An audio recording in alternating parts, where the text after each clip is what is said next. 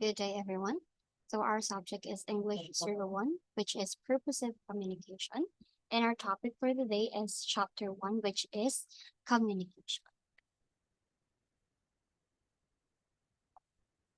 So we have 5 skills of communication. We have listening, reading, viewing, speaking, and writing. So those are the skills that we must possess for us to be able to communicate effectively.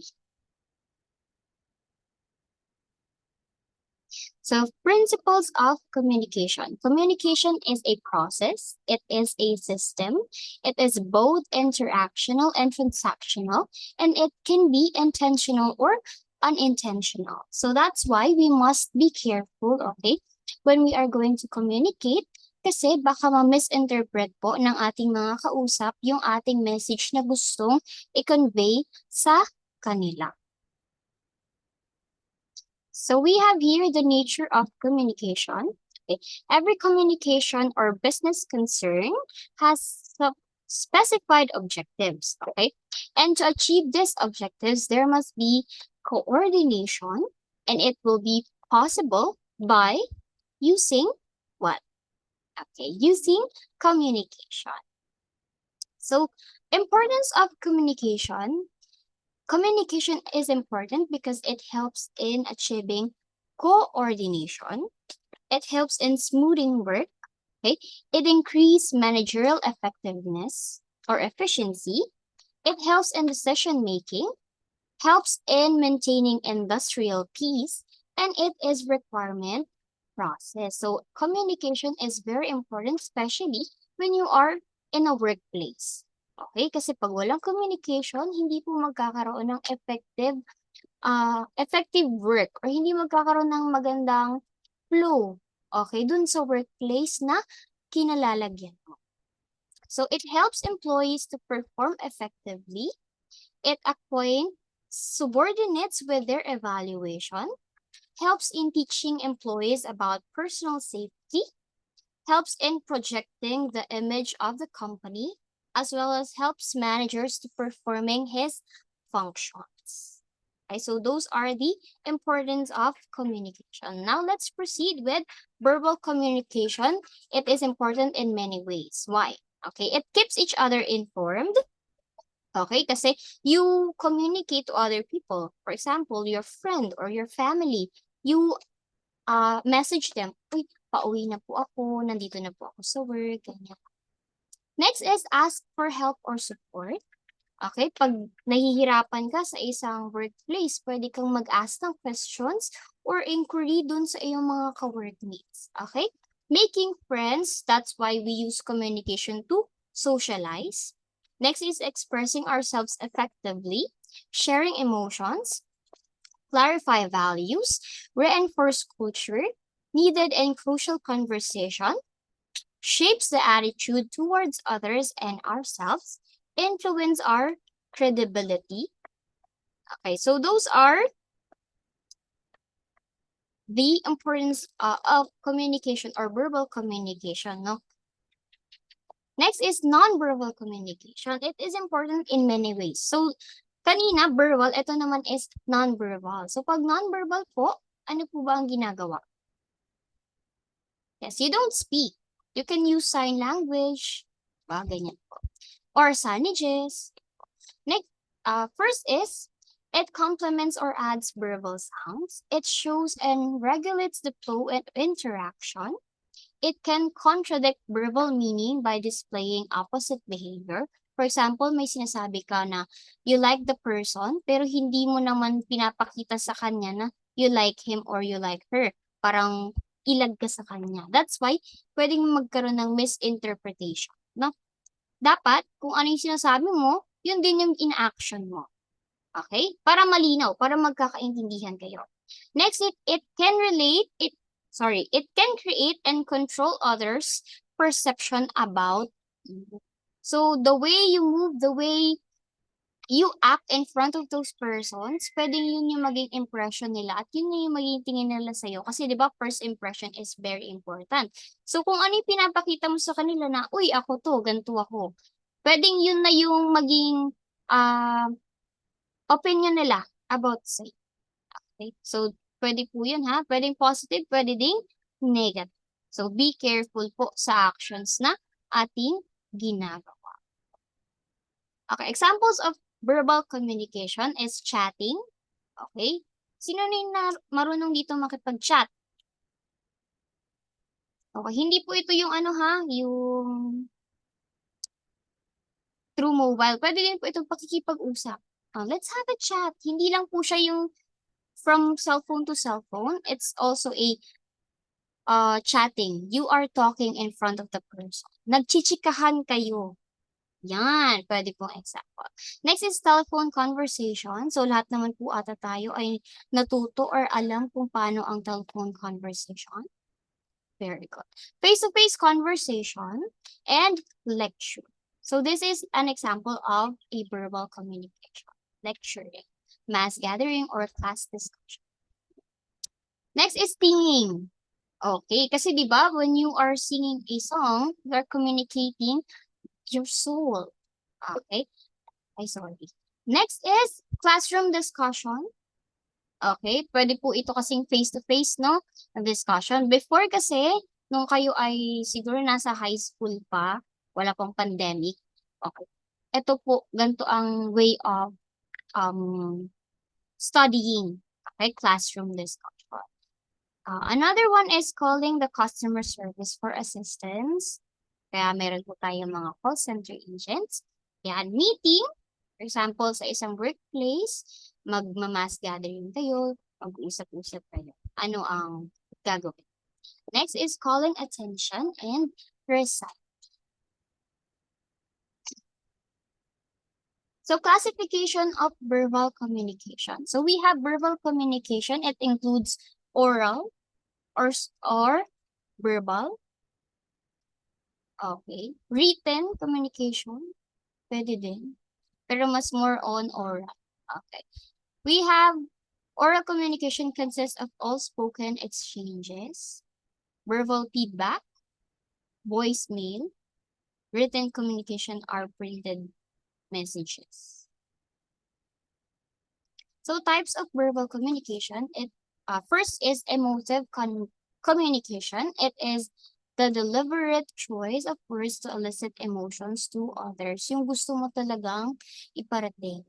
Next is evasive. Evasive communication is a language that is used to avoid situation. So parang sumasagot ka na lang or nagko-convey ka ng message sa kanya, pero iniiwasan mo ng pahabain pa yung conversation na meron kayo. Okay? Parang pag nag-reply ka or send ka ng message or sinagot mo yung kanyang tanong, ang sagot mo lang is yes or no. Ganun lang. Kasi ayaw mo ng pahaba. Okay? Next is jargon communication is a language used by personnel in a particular field. For example, ako po ay isang teacher, meron po kaming words or jargon communication na tinatawag, no? Na kami lang ang nagkakaintindihan. Na pag narinig ng iba, parang medyo mag-ano sila na, ano daw ang ibig sabihin? Ganun po ang jargon communication. Kayo-kayo lang ang nagkakaintindihan dun sa circle na yun. Okay? Next is argot communication is a language used by various groups. For example, the schools, prisoners, or standards. Okay, abstract communication is a language used to discuss ideas. Overly abstract communication leaves too much room for interpretation and hide details from others. So those are the verbal types of verbal communication. Next is nonverbal communication. Nonverbal communication refers to a wide array of behaviors by which we communicate message without the use of words. So it is when information is transferred from sender to receiver without the use of words. So magkaiba sila ng words na ginamit pero same naman ng meaning. Okay? Communication without words. So that is nonverbal communication. So functions of nonverbal communication. substituting functions, the word is replaced by an action. Ay, wala ka nga kasing words na ginagamit. That's why you used actions. For example, sign languages. Okay, ganun po. Next is reinforcing functions. It complements or adds to verbal sounds. We have here regulating functions. It shows interest or regulates the flow of the interaction. And contradicting function, it has no change to contradict a verbal message. Another is artifacts. Okay, refers to the things a person owns, use, wear, and even disregard convey message about such person. Last one is movement. Okay, is your posture, gesture, physical expressions, body language, and everything you do are refers to the most obvious and communicating messages. That's why I shared you earlier na yung impression ng mga tao sa'yo. Pwedeng yun na ang maging opinion nila about you, the way you act. Okay? Importance of non-verbal communication. Earlier, na-discuss natin yung verbal. Ito naman yan tayo sa written. So we can use non-verbal signals to emphasize our words. Okay, pwede mo panlagyan ng mga gestures mo. Okay, para mas makuha mo yung attention. Okay, next is our non-verbal behavior can repeat what we say. Signals can substitute for words. That's why we have sign languages. We can use nonverbal signals to regulate speech. Messages sometimes contradict what we say. We can use nonverbal signals to complement the verbal content of our message. So let's discuss naman the 8 essential components of communication. We have source, message, interference or the noise, the channel, the receiver, the feedback, the environment, and the context.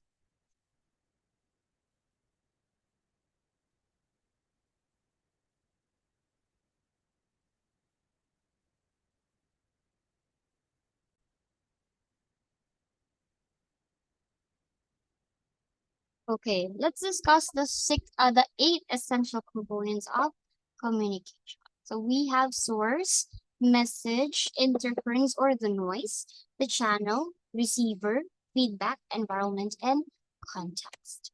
So let's discuss first the source or the speaker. So he or she wants to communicate his or her ideas and determines the meaning of what is to be communicated, encodes the meaning into message, making sure he or she chooses the appropriate language that the listener understands, sends the message, and perceives and reacts to a listener's response to message. So in short, the source is or the speaker is the one who conveys the message. Next is message. It is the stimulus produced by the source. Message. Messages are comprised of words, grammar, organization of thoughts, physical appearance, body movement, voice, personality, self-concept, and personal style.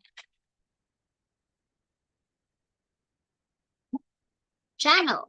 A channel is the road by which the message flows between sources and receivers. The usual communication channel are light waves and sound waves, which allow us to see and hear one another. So channel is the way we use to convey our message. For example, of channel, meron po bang makakabigay example? Okay. Channel, for example, is hindi po ito yung sa TV ha. Baka akala niyo po channel 2, channel 5, channel 7. Iba po. Channel is, for example, technology, mobile phone, as well as laptop. It's varied or marami pong example ng channel or marami po kayong pwedeng gamitin na way to communicate to other. Receiver. Receiver is the one who decodes the message. Okay, the sender is the one who encodes, 'di ba? And then gagamitin yung channel para i-send yun. And then yung receiver, siya yung magde-decode or magre-receive ng message na kino-convey ng speaker. Next is environment. The environment or atmosphere refers to psychological and physical surroundings in which communication occurs. Context. The broad circumstances or situations in which communication occurs is called context. It takes place in informal and formal setting, which such as between friends, among colleagues, between a lawyer and a client, among students and class advisor. So those are the 8 essentials, okay, in communication. So we have here the 7 C's, okay, of communication according to Herbert Hildebrandt and Jane Thomas. So we have completeness, conciseness, consideration, correctness, clarity, courtesy, and correctness. So dapat to po yun yung meron when you are communicating to other people. Okay, ethics in communication. So what is ethics in communication? It is the notion that an individual's group or group's behavior are governed by their morals, which in return affects communication. Speaking communication ethics deals with the moral good present in any form of human communication. Okay, this includes the interpersonal, mass-mediated, and digital communication. So basis of ethical communication, it seeks to elicit the best. Okay, listen when others speaking, speak non-judgmentally. Huwag mo po i-judge yung kausap mo based on sa appearance niya. Okay? Speak from your own experience and perspective. Siyempre, para marami kang ma-share, dapat yung galing sa'yo at hindi galing sa ibang tao. Or yung galing man sa ibang tao na gusto mong i-share is dapat accurate at hindi mo dadagdagan or hindi mo babawasan. Next is seek to understand others. Okay? That's why yun po ang mga basic ethical communication or yung mga dapat nating sundin or gawin when we are communicating with other people. Another is avoid speaking for others. For example, by characterizing what others have said without checking your understanding or by universalizing your opinion, beliefs, values, and conclusions, assuming everyone shares them. For example, wag mo pong ipipilit yung gusto mo or yung opinion mo dun sa ibang tao kasi meron po silang opinion or idea na pinaniniwalaan nila. Okay, meron kang sayo, so pwede mo naman paniwalaan. Manage your own personal boundaries. Share only what you are comfortable sharing. Don't overshare po, no? Be careful din pag tayo ay mag-share ng information, especially sa ibang tao kasi hindi natin sure if yung tao ba na yun ay mapagkakatiwalaan o hindi. That's why we must have personal boundaries. Next is respect the personal boundaries of others. Okay? Kung sa tingin mo, wag natin silang pilitin, no, na mag-share. Let's respect kung ano lang yung gusto nilang i-share, yun lang po ang kaya nilang i-share. Hindi natin sila pinipilit. Okay? Avoid interruptions and side conversations. For example, may kausap yung dalawa nag-uusap and then ikaw sasabat ka, nakakabastos po yun, no? So, antayin po natin sila na matapos and then tsaka po tayo makipag-communicate sa kanila pagtapos na silang mag-usap. Not unless hinayaan kanila na makipag-join or na mag-join sa kanilang usap. Next is make sure that everyone has time to speak, that all members have relatively equal airtime if they want. So, wag mo pong gagawin yung ikaw lang ang magsasalita. So, hayaan mo din po na yung iba or yung ibang tao na nakikinig ay magkaroon din ng time para makapag-share din ng kanilang opinions, no? Hindi pwedeng ikaw lang ng ikaw or siya lang ng siya. Okay, dapat pareho po kayo. Okay, sabi po dyan, equal. Okay, air.